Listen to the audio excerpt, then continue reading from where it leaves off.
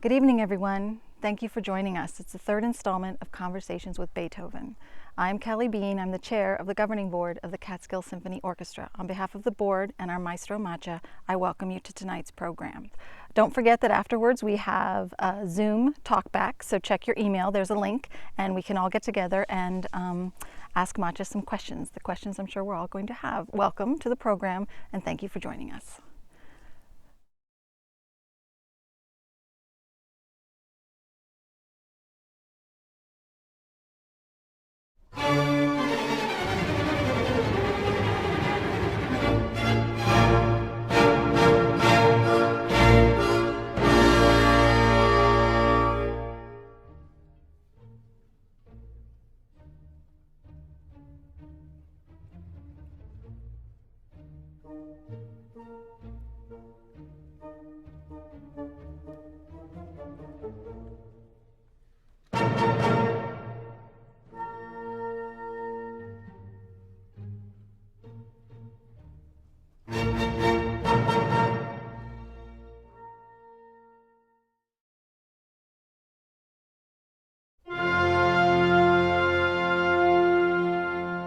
There is a secret society that has always remained secret for more than one reason, which is why not many have heard of it. But he who has studied the history of the Pythagorean school, has heard of the Illuminates condemned long ago in Spain, and has read Cratere Poa with some attentiveness, too will be able to find some kind of trace of it. This society is comprised of men who, since times immemorial, have investigated, searched, and in part have been handed down from their ancestors everything that men can know. Consequently, they know what is true and what is false. They have made many of their collaborators disperse into all other societies. They know the institutions and what is good and evil therein. And so they are more capable than any other society in the world of satisfying a man who thirsts for knowledge. However, their focus lies not on knowing, but on doing. They believe that man was not only put into the world to gather knowledge, but also to use it for the benefit of his fellow men. He shall not ask for supernatural knowledge until he has filled his place here. You will have noticed that hardly any of the secret societies has understood this. When better men unite to control the corruption and clear those obstacles standing in the path of wisdom and virtue, then these persons must not only know all obstacles, but must also possess the most powerful means to remove them.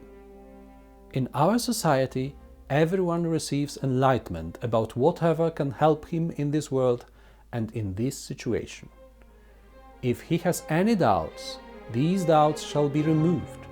If he believes he may find more and better things faster in other societies, then he is allowed to seek them.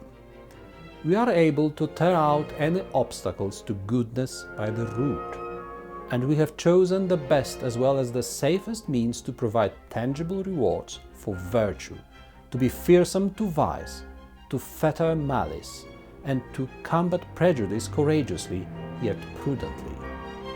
This is a labor worthy of the holy legion of better men. We do not take any notice of social class, reputation, etc. The wiser and the better man rules, but without knowing that he rules. He must be willing to work in such manner that only distant generations may harvest the fruits of his efforts.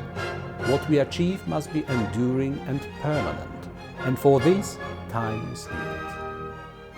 The society has only recently begun to think more about its proliferation, because this diseased world requires help more urgently, and perhaps this is why its achievements have been less visible of late. But it has already achieved quite a few great and well-known successes, which the unknowing have attributed to luck or happenstance. Part of our strength lies in our secrecy, and yet one knows us all too well, having sought us out too fervently. The secret society of the Illuminati was founded in 1776 by Adam Weishaupt, Bavarian professor of canon law, with the high aim of giving human beings freedom and happiness.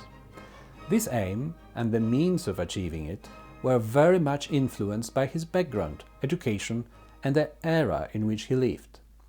Due to the controversial nature of Weishaupt's ideas and the actions of the Illuminati, all kinds of conspiracy theories surrounded the mysterious organization. In 1797, a Jesuit, Augustin de Barruel, wrote a book asserting that the French Revolution was the product of a carefully planned plot, and that behind the Jacobins were the Freemasons and, above all, the Illuminati. Johann Adam Joseph Weishaupt was born in 1748. When his father, a lawyer, died at a young age, Adam was left to live with his godfather, Baron Johann von Ickstaff. Ickstaff was a true believer in the Age of Enlightenment and had an extensive library full of banned and esoteric books. Without a doubt, young Adam had access to these books, and he must have been influenced by them. Upon entering the Jesuit-run Ingolstadt University, he chose to study law, like his late father. When he was 20, he graduated and became a professor at that university, soon to be promoted to the post of the Deacon of Canon Law, the first ever lay person to hold such post. The Jesuit order was disbanded by Pope Clement XIV, following accusations of becoming too wealthy, powerful, blasphemous, and heretical. That opened the career path for the young scholar. Even though Weishaupt later scorned his Jesuit instructors, his method of leadership was clearly influenced by that of the Jesuit superior general. Also, his adherence to the utmost secrecy is probably influenced by Jesuits' means.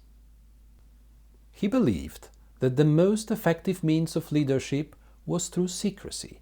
He held that humans' desire for status could be satisfied by giving them access to secrets. These secrets could be real or imaginary. It was the best way to manipulate people. He believed that his order had to be covered under other societies or occupations. The best choice was Freemasonry. It had many benefits.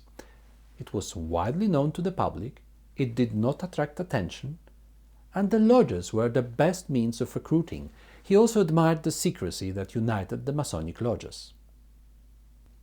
To this end, he was initiated into a Masonic lodge in 1777 and asked the members of Illuminati to do the same. He told them to move up to the leadership positions so that they could spread the Illuminati propaganda.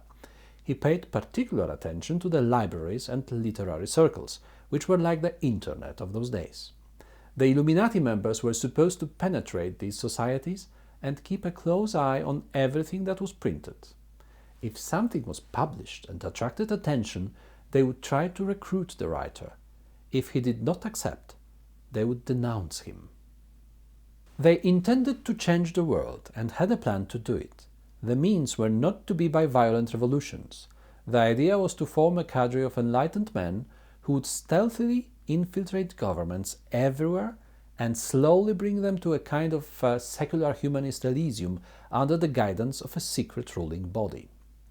Adam Weishaupt said, "Princes and nations shall disappear from the face of earth peacefully. Mankind shall become one family, and the world shall become a haven of reasonable people. Morality shall achieve this transformation alone and imperceptibly."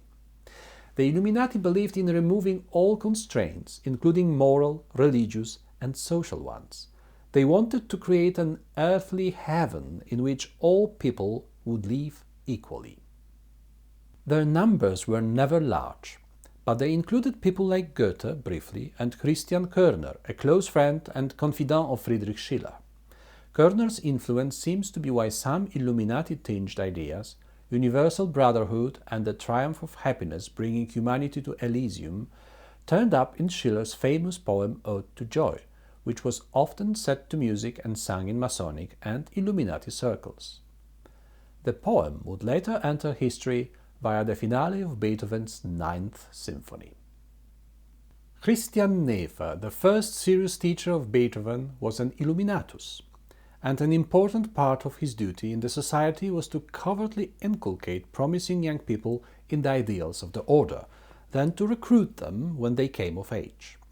Men talented in letters and arts were of particular interest to the Illuminati. The surviving statutes of the Illuminati contain a clause that should one or the other of our brethren or of the children prove to be particularly talented, and if travel could further his education even more, and he could thus provide the order with evidently useful insights or services, the order is not disinclined to sponsor such travel by advancing their expenses. Beethoven was as promising as young people get. So, did Nefe inculcate his students? Surely he did. Was Beethoven recruited to the order? No. The Illuminati dissolved in 1784 when he was 14. There is also a question as to how inculcatable Beethoven was by anybody. Even in his teens he was so fixed on his own tack that he only intermittently took notice of the rest of the world. Not only Nefe, but then and later most of Beethoven's other friends, mentors and patrons were ex-Illuminati or Freemasons, including publisher Simrock and Count Waldstein. The latter introduced Beethoven into the Viennese aristocratic circles. All of them were members of the so-called Lesegesellschaft, reading society, founded in 1787 as a successor to the recently dissolved order of the Illuminati. Did those influences have an impact on his life and art? Among many other things, certainly. It was the Lesegesellschaft that commissioned Beethoven to set to music a text by Severin Anton Averdong, commemorating Emperor Joseph's II death. The emperor's demise marked an end to a decade of far-reaching enlightened reform in Vienna and the dominions of the Holy Roman Empire. In fact, the pace of reform was eventually to prove unsustainable, since Joseph's reforming zeal was inimical to many sections of the nobility and the higher clergy. The later part of his rule was marked by a certain retrenchment, and on his death in 1790, many of his reforms were reversed. Nonetheless, the Josephinian decade was one of the most brilliant in the history of the imperial capital. The cantata that Beethoven wrote in response to this commission was in fact never to be performed in his lifetime. The reasons for the cancellation of its intended inaugural performance are unknown. But a planned performance at Mergentheim in 1791 was evidently called off due to the difficulty of the score. Yet the Joseph cantata emerges in retrospect as one of his most important early works, displaying remarkable maturity in a 19-year-old composer. The opening chorus immediately sets the tone, and with a kind of music that is especially prophetic of the later Beethoven. It is set in the key of C minor, later to be used for the Pathetique Sonata, the Fifth Symphony, and two works specifically associated with death, the Funeral March in the Eroica Symphony and the Coriolan Overture. Let us also remember that music written in the keys of C minor or E flat major, which both involve three flats in their key signatures, has been considered especially appropriate for Masonic ceremonial music because of the symbolic meaning of the number 3.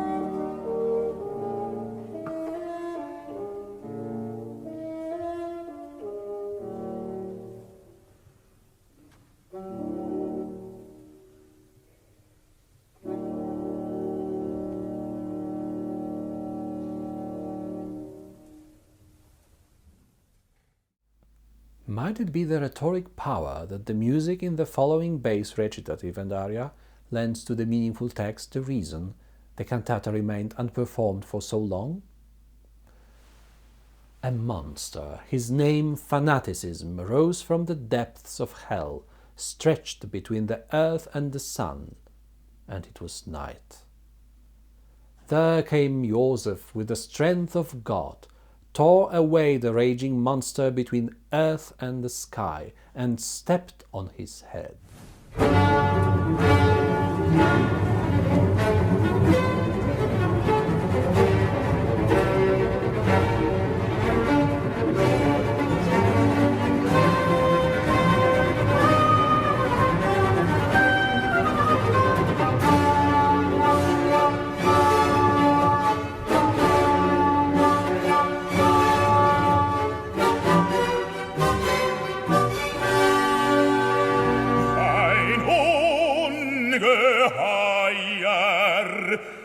Sein Name Fanatismus stieg aus den Tiefen der Hölle.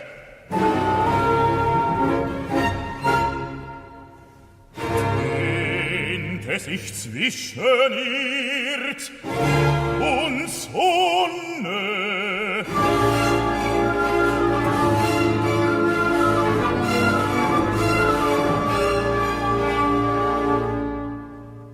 Und es ward Nacht.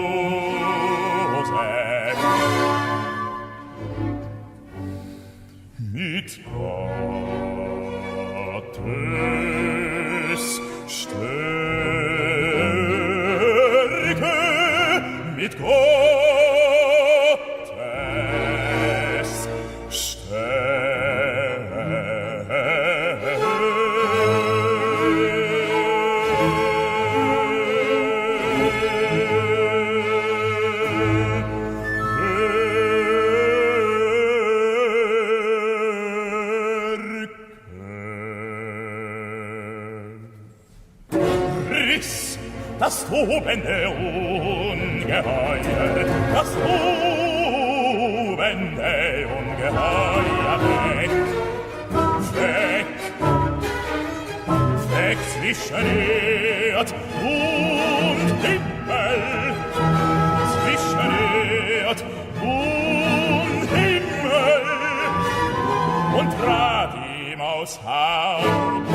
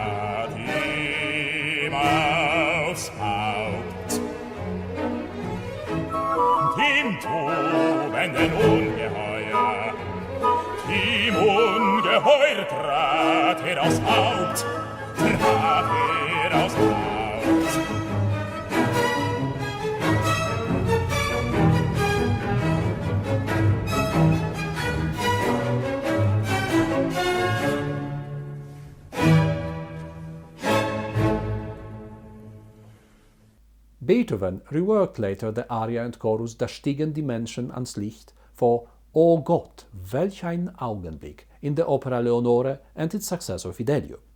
The text in the cantata leaves no doubt of Beethoven's affiliation with the movement of the Enlightenment. Then people climbed up to the light, the earth revolved around the sun happier, and the sun warmed with rays of godliness.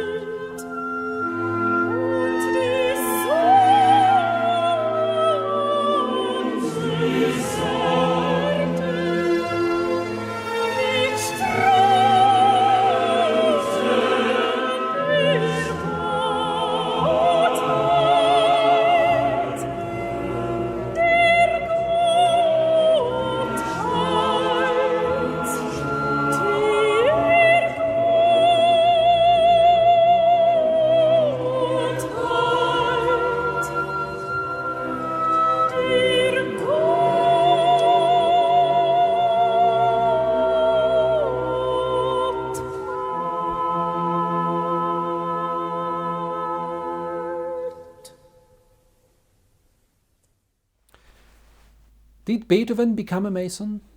His presence at concerts given with full Masonic rites is documented, and presumably, in order to have been allowed to attend, he must have at least been initiated into the Brotherhood. 3 of Beethoven's biographers state that he was a Mason, but none of them give any further information. However, during this period Masonry was oppressed in Central Europe, and most lodge records were either destroyed or not kept in the first place. So far, nobody has found the Lodge Minutes book from Austria, stating that on such and such date, in 1790-something, Ludwig van Beethoven was made a Mason.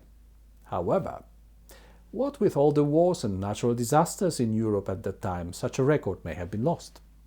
It is known that many of his friends were Masons, that he admired and agreed with many Masonic ideals, that he wrote some songs for men's chorus that could be used in Masonic rituals, and in short, there is circumstantial evidence that he may have been a Freemason. There are several references to Masonry in his voluminous correspondence.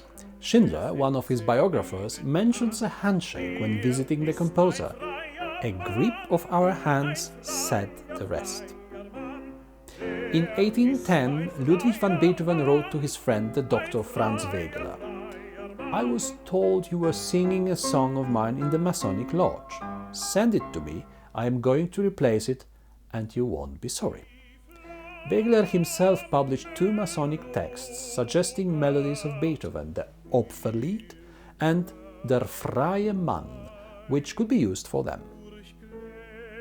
The final page of the sketches for the Adagio of the String Quartet No. 7, first of the quartets commissioned by the Russian ambassador in Vienna, Count Razumovsky, bears the following cryptic inscription: "A weeping willow or acacia tree on my brother's grave."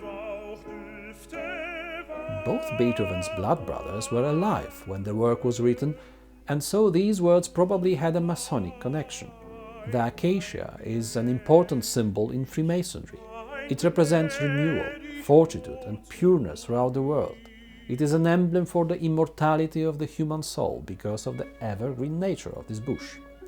It appears in various rituals, including funeral services, as a reminder that the soul, like energy, cannot be destroyed but continues beyond the earth plane.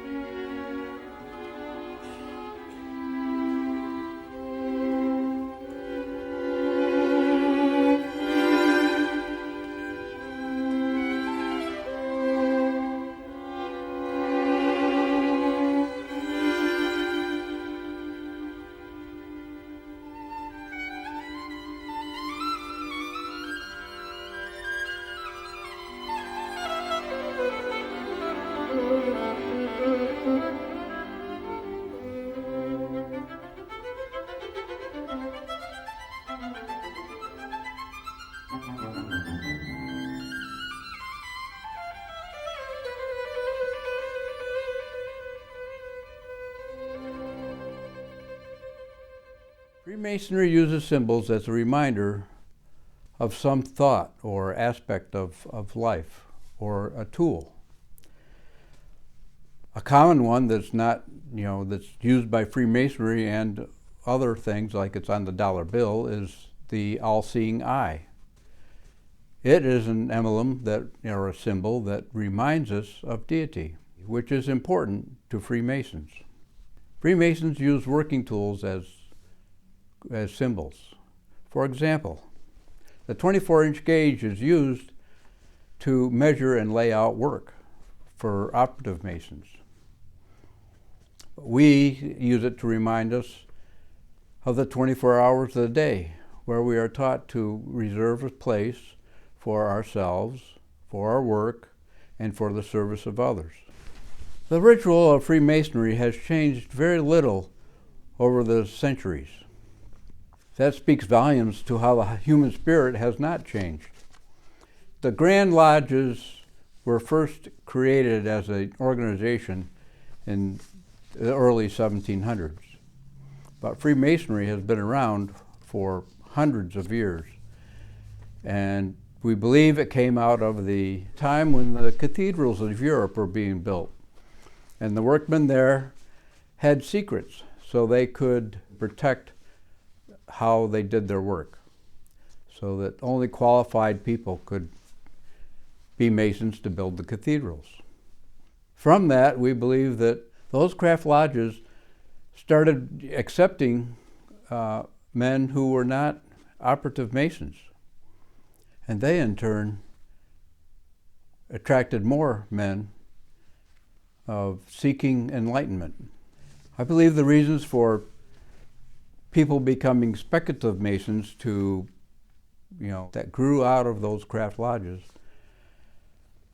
were also seeking human connections and be able to network with people and do things that we like to do in society.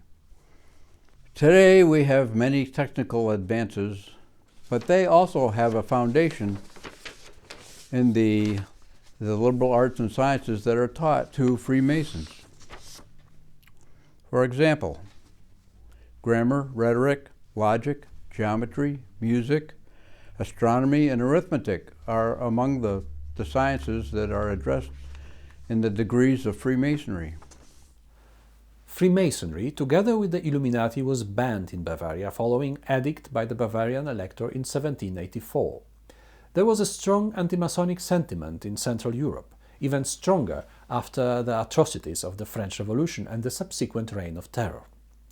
The whole concept of self-government that permeates the first ever democratic constitution of the United States of America, stems from the self-governing Masonic lodges of the previous centuries. On the 4th of July 1776, representatives of the 13 American colonies, assembled at what is now known as Independence Hall in Philadelphia, adopted a manifesto asserting their political independence from the British Crown, the American Declaration of Independence. It happened just a month after inception of the Illuminati Order of Bavaria. In 1800, Thomas Jefferson wrote in the letter to Bishop James Madison of Philadelphia, "The tranquility of our consciousness is not troubled by the reproach of aiming at the ruin or overthrow of states or thrones. As Weishaupt lived under the tyranny of a despot and priests, he knew that caution was necessary even in spreading information and the principles of pure morality. He proposed, therefore, to lead the Freemasons to adopt this object and to make the objects of their institution the diffusion of science and virtue.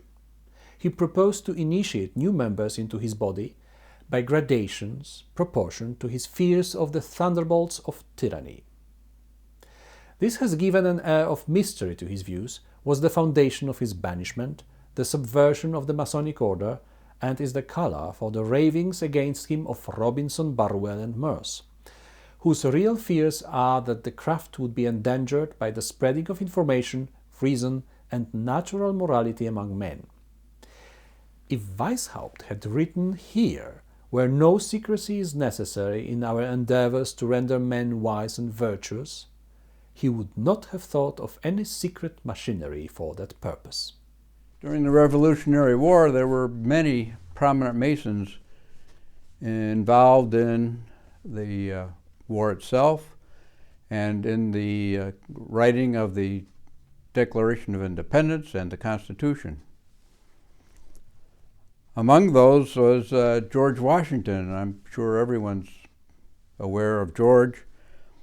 As I understand it, George Washington required his junior officers to be Masons so he could better trust them. I believe that 33 generals during the Revolutionary War were Masons. Some other famous figures: Ben Franklin, James Monroe, Ethan Allen, John Jay, Paul Revere, Sam Adams, and John Paul Jones. There were 9 Masons. They were assigned as a committee to write the Declaration of Independence. And the writing of the Declaration of Independence was the 4th time that Freemasons had endeavored to unite the colonies. During the Revolutionary War, Masons were on both sides. Many, I talked about military lodges, and they existed in both British forces and the American forces. There were many times when the two sides would suspend military operations. And in the evenings, they would hold lodge meetings and in both camps. And I'm sure that many men on both sides wore symbols or emblems to indicate that they were Masons. And there are many stories. 2 fraternal brothers find each other on the battlefield, and they greet each other. If a Mason were to be captured during war, he can give one of the signs to indicate that he is a Mason in distress. There are many stories of men being saved by men on the other side because they gave the sign of distress. The political climate was much different in Europe, especially in its central and eastern parts.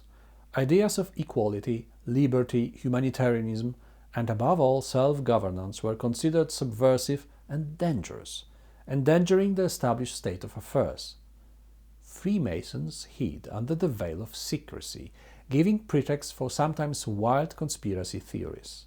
Understandable hostility on the part of governments was often accompanied by prejudice and paranoid fear amongst the general public.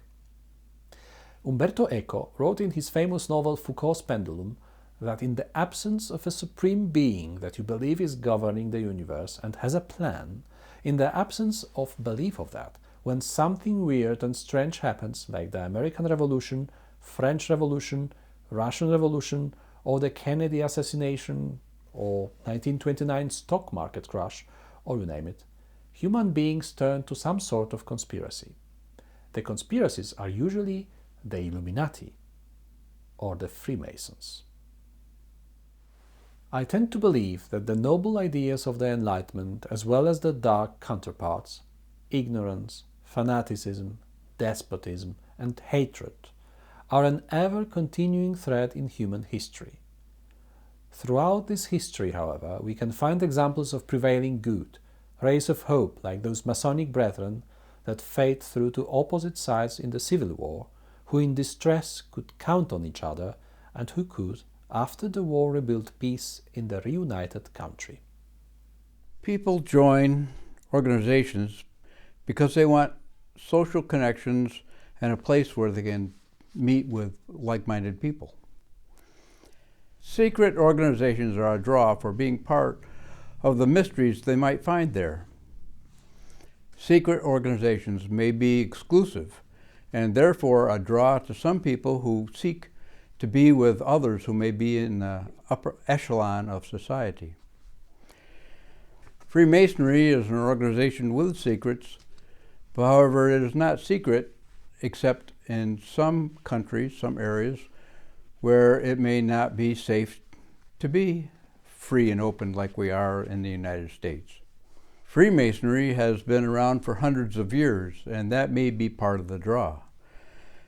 There are probably as many reasons for joining the craft of Freemasonry as there are members. Myself, it's because I wanted to have a relationship with other men and be able to do things. Also, it's a family thing. My father is a past master of the lodge here. My grandfather was a member, both grandfathers. My great-grandfathers, and the line goes back quite a little bit. The principal tenets of Freemasonry are brotherly love, relief, and truth. We are taught that our allegiance first goes to our family, and then to our brothers in the fraternity, and then to all others in society. The rich, the poor, doesn't matter. Freemasonry accepts all who are good men, no matter their status in society, the high, the low, the rich, the poor. What we care about is he's a good man and he wants to help his fellow humans. Just as the Illuminati used music notation as one of their secret ciphers, it was also an esoteric language wielded by a few enlightened men for the benefit of the world. Beethoven's Ninth Symphony is considered to be one of the greatest symphonies ever written. Friedrich von Schiller's Ode to Joy in Beethoven's setting for 4 soloists, chorus and orchestra has taken on a special meaning as a fanfare for peace, tolerance and liberty all over the world. Beethoven was all about duty to the abstraction called humanity. That was what he was taught, and what he lived and wrote for, through all the miseries of going deaf and a great deal of physical pain. It was people he didn't much care about. But in taking up Schiller's ode for the Ninth Symphony, he proposed not just to preach a sermon about the brotherhood of humanity and the dream of Elysium. He wanted the Ninth to help bring those things to pass.